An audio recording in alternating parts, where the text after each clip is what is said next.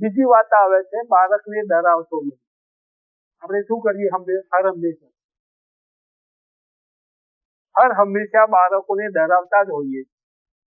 જમીને નહીતર બાવો આવશે, લેસન કરી લે નહીતર પોલીસ પકડી જશે, રમવા નહીં જતો નહીતર પપ્પા લડશે, હોમવર્ક નહીં કરે તો ટીચર બોલશે. હર હંમેશા એને ડરાવતા જ હોઈએ. અને આ ડરના કારણે બાળકનામાં ડર એટલો બેસી જાય છે કે કોઈ પણ કાર્ય કરતા ડર જ અનુભવે. આના કારણે એના WBC જે કાઉન્ટ છે, વ્હાઇટ બ્લડ સેલ, જેની રોગ પ્રતિકારક શક્તિ, ડરના કારણે બાળકની રોગ પ્રતિકારક શક્તિ ઘટી જાય.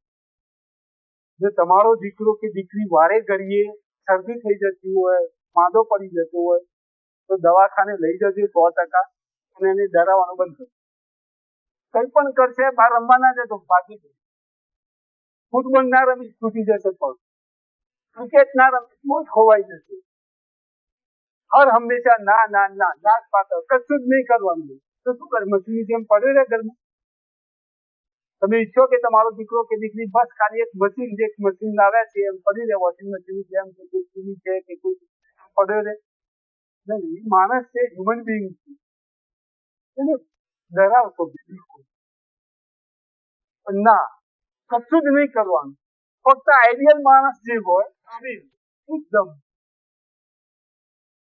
આઈડિયલ માણસની જેમ જે રોબોટ હોય જેમાં પ્રોગ્રામિંગ કરવું, એક જ વસ્તુ કરે, બીજું કઈ ના કરે. તો રોબોટ બનાવો છે કે માણસ બનાવો છે તમારા હાથમાં.